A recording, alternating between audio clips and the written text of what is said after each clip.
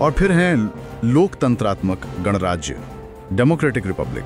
ये किस तरह की सरकार की बात कर रहे हैं? ये दो शब्द मिलकर शासन का पूरा ढांचा बताते हैं। लोकतंत्रात्मक मतलब सरकार जनता द्वारा चुनी जाएगी, सत्ता जनता के हाथ में होगी और सरकार लोगों के प्रति जवाबदेह होगी। और गणराज्य का मतलब है कि देश का जो प्रमुख है, राष्ट्रपति, वो कोई खानदानी राजा या रानी नहीं होगा, बल्कि वो भी चुना हुआ प्रतिनिधि होगा एक निश्चित समय के लिए।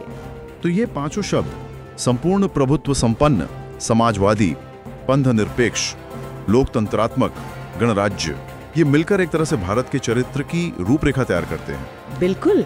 और यहाँ दिलचस्प बात यह है कि ये शब्द अलग थलग नहीं है, ये एक दूसरे से जुड़े हुए हैं। एक स्वतंत्र यानी संप्रभु राष्ट्र ही तो अपने नागरिकों के लिए समाजवादी और पंथनिरपेक्ष नीतियां अपना सकता है ना? और ये सब एक लोकतांत्रिक गणराज्य के फ्रेमवर्क में ही सही मायने में संभव है, जहां आखिरी शक्ति लोगों के पास हो। ये उद्देशिका में सोचा गया भारत का स्वरूप है कि ये राज्य अपने नागरिकों के लिए क्या हासिल करना चाहता है, वो कहती है, तथा उसके समस्त नागरिकों को, और फिर लक्ष्यों की एक सूची है। सबसे पहला है न्याय, जस्टिस। और सिर्फ न्याय नहीं, बल्कि 3 तरह का न्याय: सामाजिक, आर्थिक और राजनीतिक। सामाजिक न्याय से क्या मतलब है यहाँ? सामाजिक न्याय का मतलब है कि समाज में किसी के भी साथ जाति, धर्म, लिंग, जन्म स्थान या किसी और आधार पर कोई भेदभाव नहीं होगा। सभी को बराबरी का दर्जा और समान अवसर मिलेंगे। किसी का शोषण न हो, सब गरिमा से जी सकें, ये इसका लक्ष्य है। और आर्थिक न्याय? आर्थिक न्याय का लेना देना है धन संपत्ति के बंटवारे से। मतलब ये नहीं कि सबकी कमाई बिल्कुल एक जैसी हो, पर आर्थिक फासले कम हो। उत्पादन और वितरण के जो साधन हैं, उनका इस्तेमाल सबके हित में हो। सभी को अपनी जीविका कमाने के बराबर मौके मिले।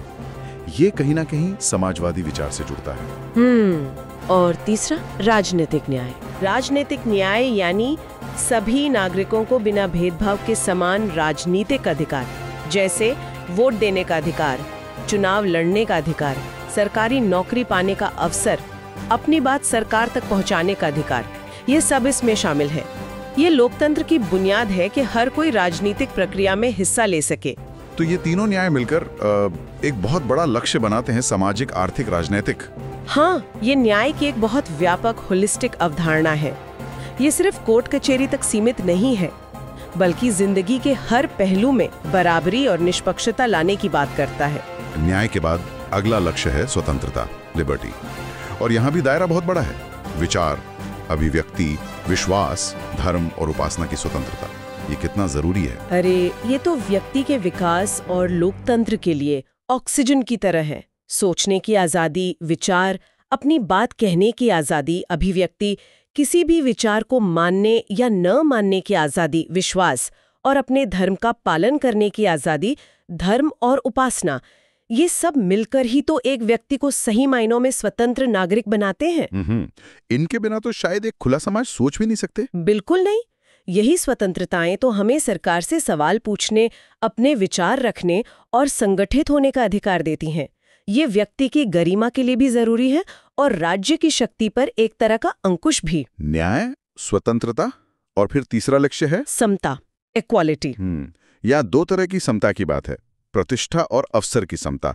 इसका क्या मतलब हुआ? प्रतिष्ठा की समता मतलब कानून के सामने सब बराबर, किसी को जन्म या जाति या लिंग के आधार पर कोई खास दर्जा या छूट नहीं मिलेगी, सबके साथ एक जैसा व्यवहार होगा, कानून का संरक्षण सबको बराबर मिलेगा। और अवसर की समता का मतलब है कि हर किसी को अपनी काबिलियत के हिसाब से आगे बढ़ने के, विकास करने के बराबर मौके मिलेंगे। जैसे सरकारी नौकरी हो या शिक्षा, किसी के साथ भेदभाव नहीं होगा।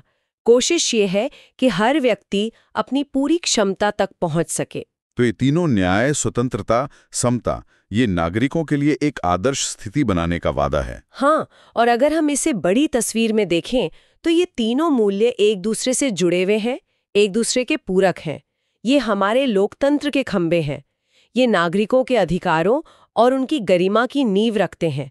ये सिर्फ कहने की बातें नहीं हैं, ये वो पैमाने हैं जिन पर हमें अपनी व्यवस्था को लगातार परखना चाहिए। एक के बिना दूसरा अधूरा है। न्याय के बिना स्वतंत्रता और समता का क्या मतलब? और स्वतंत्रता और समता के बिना न्याय कैसे पूरा होगा? बिल्कुल, ये बहुत महत्वपूर्ण बात है।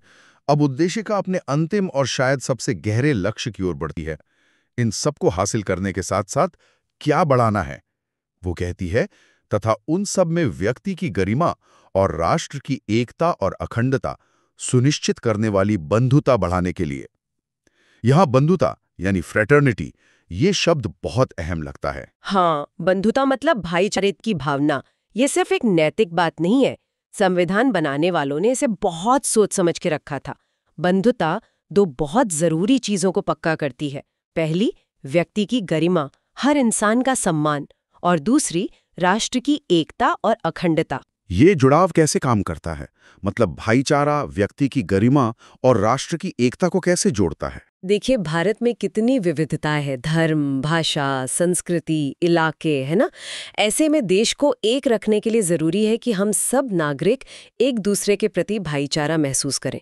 ये माने कि हम सब एक ही परिवार का हिस्सा है। जब ये भावना होगी, तभी तो हम दूसरे व्यक्ति की पहचान, उसके होने का सम्मान करेंगे। यही तो व्यक्ति की गरिमा है। और जब हर व्यक्ति सम्मानित महसूस करेगा और सब भाईचारे से जुड़े होंगे, तभी तो राष्ट्र की एकता और अखंडता मजबूत होगी। बंधुता वो गोंद है जो इस सारी विविधता को जोड़ता है। यहाँ अखंडता शब्द भी बाद में जोड़ा गया था, जो इस बात पर और जोर देता है कि भारत को तोड़ा नहीं जा सकता। यानी बंधुता सिर्फ एक अच्छी भावना नहीं, बल्कि राष्ट्रीय एकता और व्यक्तिगत सम्मान के लिए एक शर्त जैसी है। बिल्कुल, ये इन दोनों के बीच का पुल है। इसके बिना ना तो व्यक्ति की गरिमा पूरी तरह से स्थापित हो सकती है, ना राष्ट्र की एकता टिक सकती है। ये आपसी सम्मान और अपनेपन का भाव है। अब उद्देशिका अपने बिल्कुल अंत में पहुंचती है, जहां इस पूरे संकल्प को एक तारीख और कुछ क्रियाओं के साथ दर्ज किया गया है। दृढ़ संकल्प होकर अपनी इस संविधान सभा में आज तारीख 26 नवंबर 1949 ईस्वी मिति मार्गशीर्ष शुक्ला सप्तमी संवत 2006 विक्रमी को एतद द्वारा इस संविधान को अंगीकृत, अधिनियमित और आत्मार्पित करते हैं। यहां एक तो ये तारीख ध्यान खींचती है, 26 नवंबर 1949, जिस दिन संविधान सभा ने इसे पास किया। इसीलिए अब हम इसे संविधान दिवस भी मनाते हैं। हाँ, हालांकि ये लागू 26 जनवरी 1950 को हुआ था। और देखिए, भारतीय कैलेंडर की तिथि का भी जिक्र है, जो हमारी सांस्कृतिक जड़ों से जुड़ाव दिखाता है। सही। और फिर ये तीन क्रियाएं, अंगीकृत, अधिनियमित और आत्मार्पित, adopt, enact and give to ourselves. अंगीकृत मतलब स्वीकार किया, अधिनियमित मतलब इसे कानून बनाया। हाँ, इसे अपनाया और इसे कानून का दर्जा दिया, लागू करने का फैसला किया। लेकिन ये तीसरा शब्द आत्मार्पित, गिव टू आवरसेल्व्स, यानी स्वयं को अर्पित करना, स्वयं को देना, ये बहुत गहरा लगता है। इसका क्या खास मतलब है?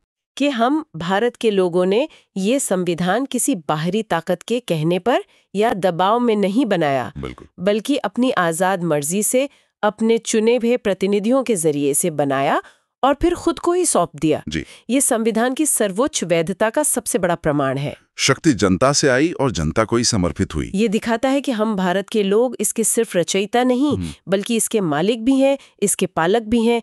ये हमारी सामूहिक इच्छा शक्ति और आत्मनिर्णय का प्रतीक है। ये जो भावना है ना, ये हमारा संविधान है, वो यहीं से आती है। तो अगर हम सार निकालें तो उद्देशिका आखिर है क्या? सिर्फ एक परिचय? नहीं, ये परिचय से कहीं ज्यादा है। इसे संविधान की आत्मा कहा गया है, उसकी कुंजी, उसका दर्शन। ये उन मूल सिद्धांतों और आदर्शों का घोषणा पत्र है जिन पर हमारा देश और हमारी शासन व्यवस्था टिकी है। तो ये एक तरह का रोड मैप है, एक दिशा निर्देश है कि हमें किधर जाना है। तो कुल मतलब ये हुआ कि ये सिर्फ शब्द नहीं, बल्कि एक वादा है, एक संकल्प है जो हम भारत के लोगों ने खुद से किया था। एक न्याय पर आधारित, स्वतंत्र, समान और भाईचारे वाले समाज और देश बनाने का। ये एक आईना भी है जिसमें हमें समय समय पर देखना चाहिए कि हम उन आदर्शों के कितने करीब पहुंचे हैं। बिल्कुल। और अगर हम सिर्फ उद्देशिका के शब्दों पर ही टिके रहें तो ये हमें सोचने के लिए एक बहुत गहरा सवाल भी देती है। उद्देशिका एक तरफ व्यक्ति की गरिमा को सुनिश्चित करने की बात करती है, तो दूसरी तरफ राष्ट्र की एकता और अखंडता को पक्का करने वाली बंधुता बढ़ाने की। ये अपने आप में एक अहम सवाल उठाता है। उद्देशिका के अंदर ही इन दो महान लक्ष्यों, व्यक्ति का सम्मान और राष्ट्र के सामूहिक एकता के बीच किस तरह का संतुलन, किस तरह का सामंजस्य देखा गया है। इस पर विचार करना दिलचस्प हो सकता है कि कैसे ये दस्तावेज अपने मूल शब्दों में ही इन दोनों जरूरी मूल्यों को एक साथ साधने का रास्ता दिखाता है। ये एक चुनौती है जो किसी भी लोकतंत्र के सामने हमेशा रहती है। उद्देशिका खुद इस संतुलन को कैसे देखती है, इस पर सोचना सार्थक होगा।